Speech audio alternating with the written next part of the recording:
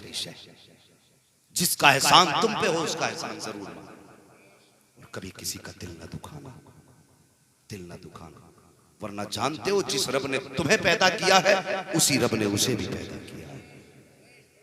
ख्याल रखना।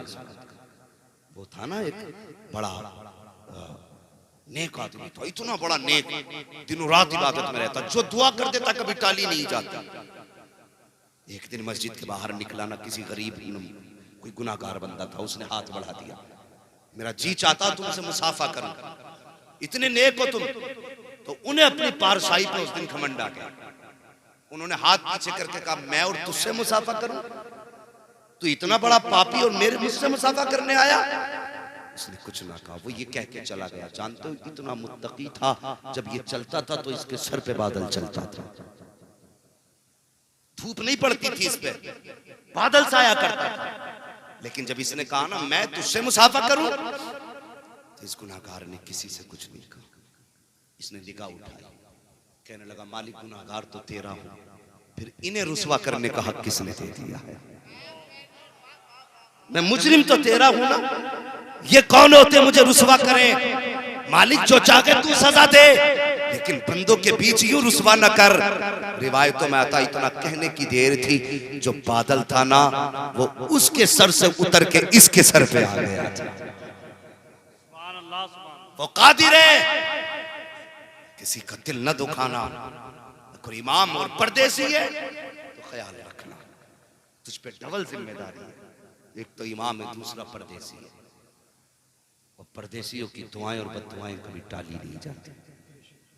मैं कहता हूं जिस दिन ये झगड़े खत्म हो गए ना, कि हर 5वें दिन इमामों के हिसाब, इंशाअल्लाह उस दिन उम्मत में आधा सुधार आ जाएगा। जो इमाम सच बोलने लगे तो सबसे पहले उसका हिसाब होगा, जो कड़वा बोलने लगे उसे निकाला जाएगा।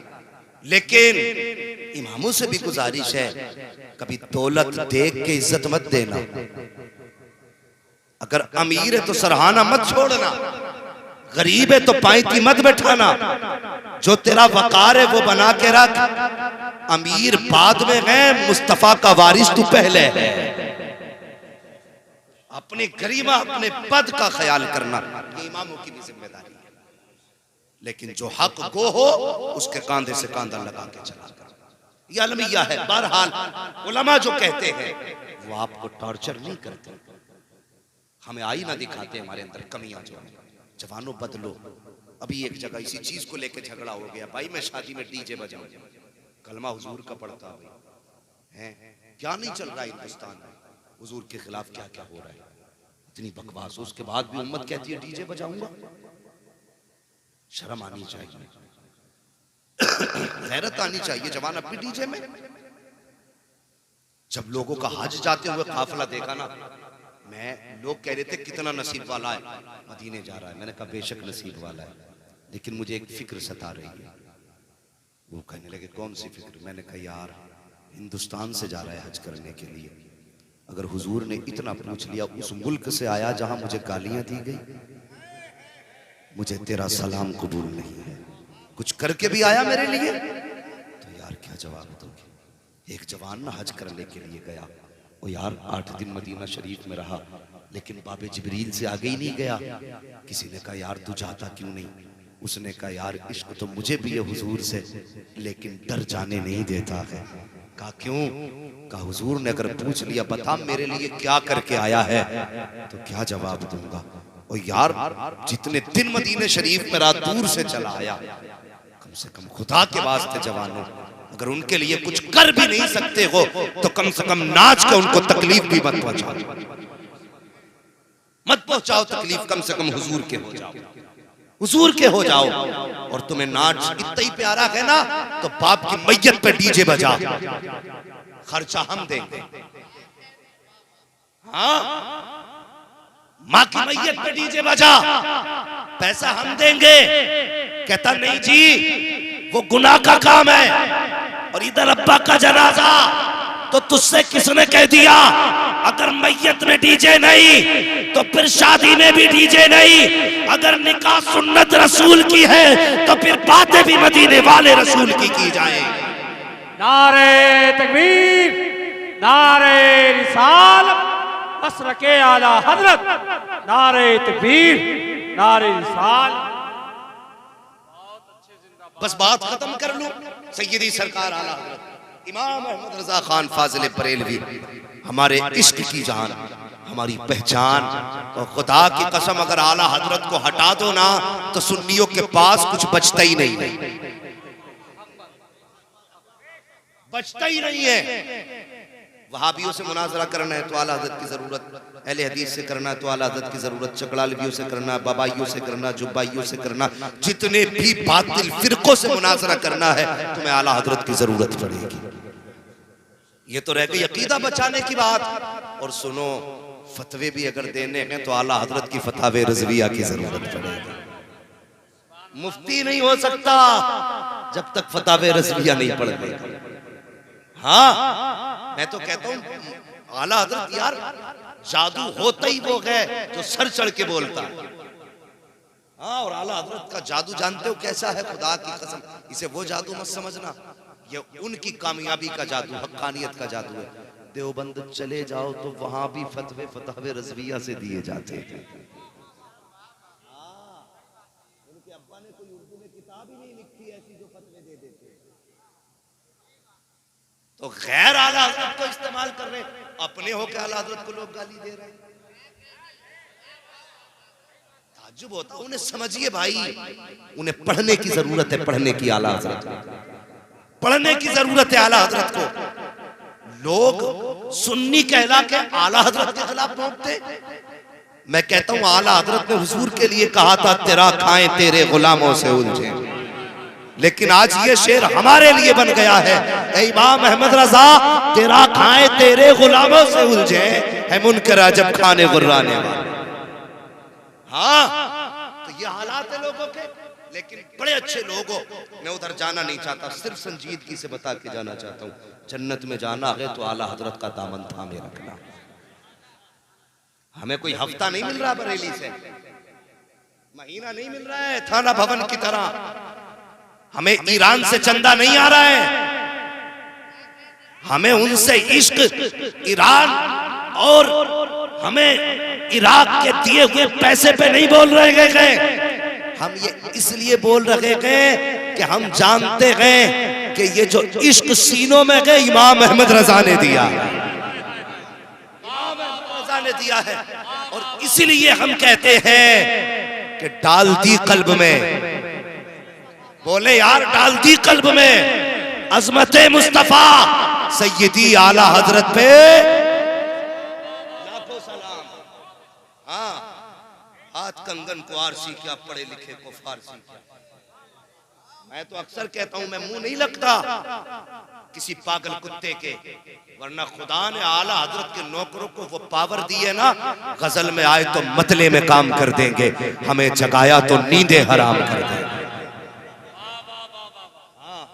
सैयदी सरकार आला हजरत, पढ़िए उन्हें। जो लोग कहते हैं ना कुफ्र की मशीन है, ज़बान संभाल।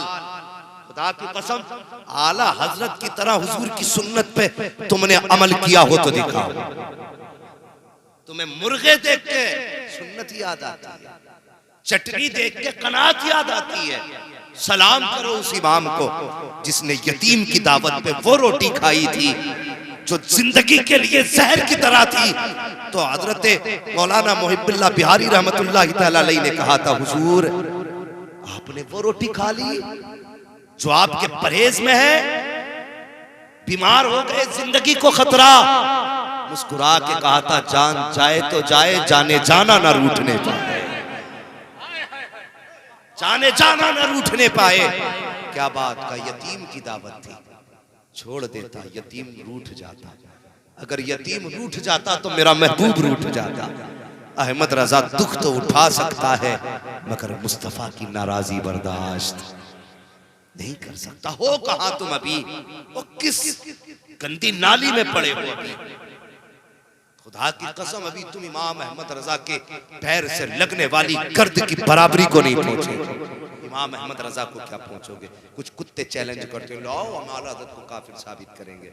खुदा की कसम उनके बगैर तो तू भी मुसलमान साबित नहीं हो सकता। हाँ ये सच्ची बात बता रहा हूँ, इंशाल्लाह जरूरत पड़ेगी कभी फिर गुफ्तगू होगी, मैं बात मुकम्मल करूँ। सरकार वही आला हजरत ने देखो जहाँ हुजूर की सुन्नत है, हुजूर का इश्क हमें सिखाया, आला हजरत ने माँ बाप का अदब कैसे सिखाया। आप फरमाते हैं जब कभी माँ बाप से मुलाकात करने का मन होना तो फरमाते हैं ऐसे जाओ जैसे कि कोई रियाया बादशाह के दरबार में जाती है। उठाओ इनकी किताबें, बाप का इतना अदब हो, जो बाप के सर कंधे पे बैठ के सीने पे बैठ के जिसने गाली बकी हो वो आला हजरत को गाली बकेगा? ये औकात उसकी, खुदा की कसम जबान खींच के गले में लपेट देंगे। अभी बुज़दिल माओ ने पैदा नहीं किए गए, अभी ऐसी माएं जिंदा हैं जिन्होंने ऐसे बहादुर बेटे पैदा किए। हाँ अगर हिम्मत है तो बोल के छुपते क्यों हो? मैदान में आ, अगर छठी का दूध याद न दिला दे तो फिर किसी को अहमद रजा का नौकर न कहे। मौलवी की बात नहीं करता, खुदा की कसम मैं मशवरा देता हूं किसी स्कूल के बच्चे के भी हत्थे मत चढ़ जाना। हाँ मशवरा है और ये बात उन तक पहुंचनी चाहिए, मशवरा है, मौलवी नहीं। किसी स्कूल के बच्चे के हाथ मत चढ़ जाना, वरना ऐसा थप्पड़ मारेगा कि गूंज कयामत तक सुनाई देगी। बस आला हजरत ने देखो अदब कैसे सिखाया, फरमाया बाप के पास जाओ ना ऐसे जैसे कोई रियाया में से कोई शख्स बादशाह के दरबार में जाता है और उनसे बात करनी हो तो पहले उनसे इजाजत लो। अब्बू जी अम्मी जी हमें आपसे बात करनी है, अगर इजाजत हो तो। अगर वो कहते बेटा बोलो तब आला हजरत फरमाते हैं बेटा बोले, अगर वो ना कह दे तो चुप रहे। यह अदब आला हजरत बता रहे हैं। आप फरमाते हैं बाप बेटे, बात रिश्ते की चल रही थी ना वो बाप बेटे की, सुने बेटो मेरी बात सुनना, कब्र पे जाया कर। फरमाते हैं बाप बेटे दोनों साथ सफर कर रहे थे, सफर करते करते ना रास्ते में बाप की तबीयत खराब हो गई। पहले पैदल का सफर होता था, ऊंट घोड़ों का काफिले के साथ चलते थे लोग, तो सफर कर रहे हैं, बाप की तबीयत खराब हुई, इत्तेफाक से बाप का इंतकाल हो गया। तो जहां इंतकाल हुआ वहीं पे बाप को दफन कर दिया और काफिले के साथ बेटा आगे चला गया। जब तिजारत के बाद बेटा वापस पलटा फिर वही रास्ता था, लेकिन शाम का वक्त था। बेटे को याद आया मैंने यहाँ बाप को दफनाया था। उसने मुड़ के बाप की कब्र की तरफ देखा, शाम होने लगी थी, फिर सूरज को देखा। काफिले वालों को देखता हुआ कहने लगा काफिले वालों ठहरेंगे? काफिले वालों ने कहा यार शाम है, जंगल है, रात होने वाली है, जानवरों का खतरा है, रुक नहीं सकते। तो इसने भी कहा यार अगर रुका, मैं अकेला रुका तो शेर चीते का डर है, मार दिया जाऊंगा। ये सोच के इसने कदम आगे बढ़ाए। आला हज़रत फरमाते हैं जब चंद कदम आगे बढ़ाना अचानक एक आवाज इसके पीछे से आई। फरमाया ऐसी आवाज आई कि एक एक रोंगटा खड़ा हो गया जिस्म का। फरमाते हैं वो शेर की आवाज नहीं थी, वो चीते की आवाज नहीं थी, फरमाया वो कब्र से उसके बाप की आवाज थी। वो बाप की आवाज थी। वो बाप कह रहा था बेटे आज अपने बाप को छोड़ के जा रहा है, सिर्फ इस डर से कि अगर तू कब्र पे रुकेगा तो शाम हो जाएगी और तुझे भेड़िए चीते का डर है। बाप ने कहा था बेटे अगर मेरी जगह तू होता और तेरी जगह मैं होता तो जहां तू खड़ा है, जहां मैं लेटा हूं, इस बीच में अंगारे भी पड़े होते तो बेटे अगर अंगारे पे चलना पड़ता तो मैं आग पे चल के आता, तेरे ऊपर फाता पड़ता, तुझे फाता पड़े बगैर तुझे भूल के वापस जा नहीं सकता। ये बाप होता है। आज बेटे बताए इतना ही प्यार करते बाप से, इतना ही प्यार। मैं मौलाना मेहराज साहब रात में वापस हो रहे थे, हाँ एक बाप को मैंने देखा बच्चे को कंधे पे बैठा रखा उसने। और समझो यार जरूरी नहीं है तुम्हें काला काला रसूलुल्लाह सुनाया जाए तब तुम्हारी समझ में आए। मेरे उस्तादों ने मुझे बताया बेटे जैसे लोग सामने बैठे हो वैसी गुफ्तगू करना। आपके सामने मैं इंग्लिश बोलने लगूं कोई नतीजा, अरबी झाड़ने लगूं कोई नतीजा, जुमलों के अंबार लगाऊं कोई फायदा। हम तो इतना जानते हैं जी, जब किसानों से बात की जाए तो जमीन के लेवल पे हो। हाँ, तो वो बाप ना बेटे को कंधे पे बैठा के, मगरिब और इशा के वक्त का गालिबन बीच का वक्त था, और जहां वो खड़ा था ना उसका घर वहां से 3 किलोमीटर दूर था। खड़ा नहीं चल रहा था, बड़ी तेजी से जा रहा था, बहुत तेजी से। मैंने कहा मौलाना जरा पूछो कौन है, कहाँ जा रहा है? तो उसने कहा, बताया फला जगह जा रहा है। तो हमने कहा बैठ जाइए। जब वो बैठा ना, मैंने कहा भाई इतनी रात को कहाँ से आ रहे हो? तो सुनो, उसने अपने जो कंधे पे बेटा था ना, उसने कहा मौलाना अपने बच्चे की दवा मुरादाबाद से लेने गया था। यार सोचो, कहने लगा बच्चे की दवा मुरादाबाद से लेने गया था। डॉक्टर हर दिन 6 बजे बैठता, आज 7 बजे बैठा, देर हो गई।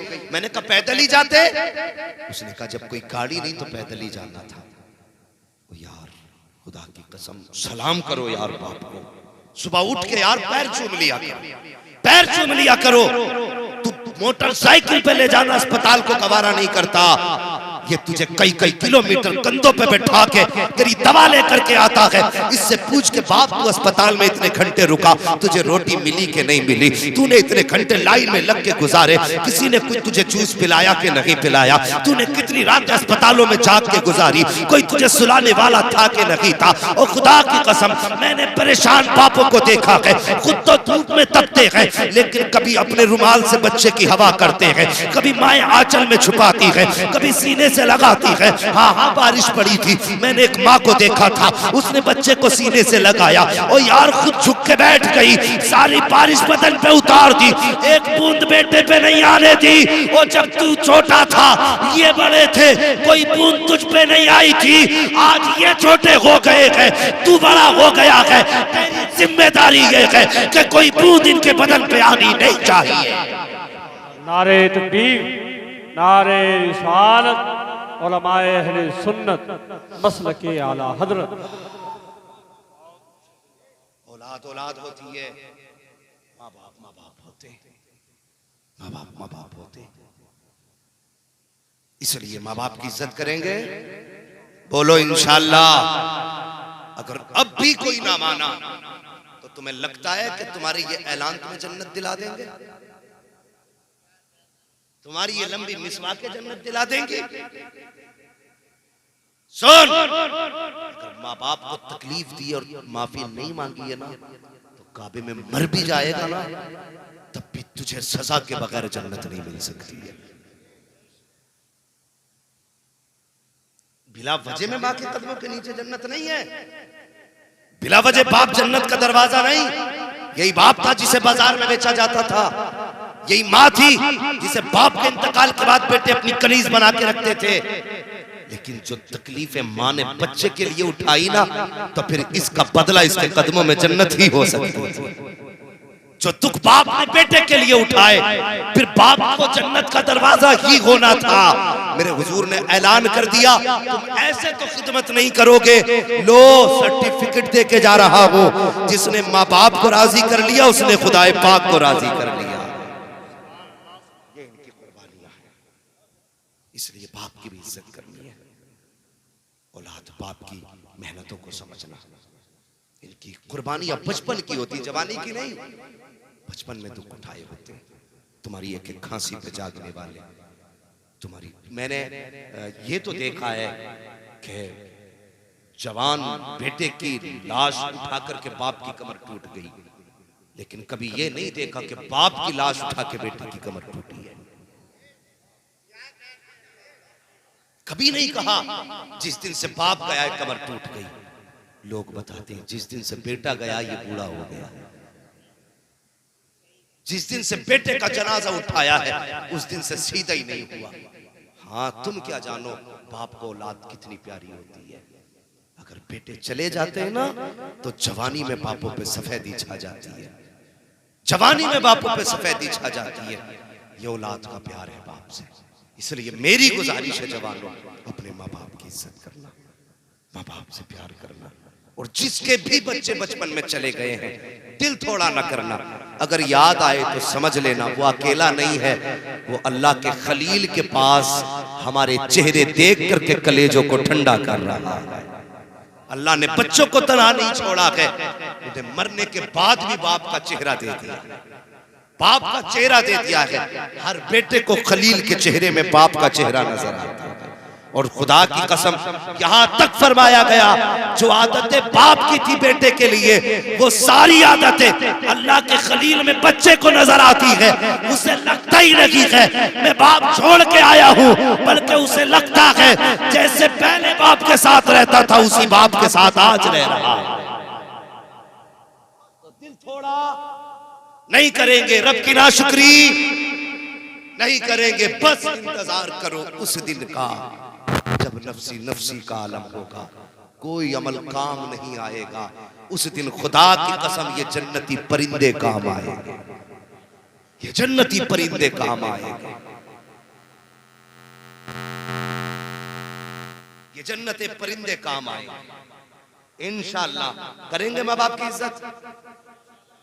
हाँ, मैं देखता हूं ना, कभी कहते हैं यार मौलाना जरा अम्मा की शान बयान कर दो। अम्मा की शान बयान करने लगो 100 रुपए देते।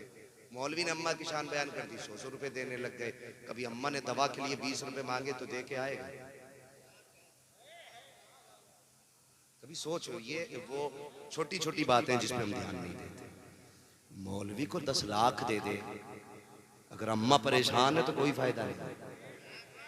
सुन लो पहले बात से, अम्मा परेशान है, हाँ जैसे हमें देते हो ना, कभी माँ को बैठा के कहना, माँ कभी सर्दियों में तू मेरे गीले बिस्तर पे लेटी होगी, मुझे अपने सीने पे सुलाया होगा, मुझे तेरी उस अदा पे प्यार आ रहा है, कभी नोटों की गड्डी निकाल और यूं माँ के ऊपर उड़ाना शुरू कर।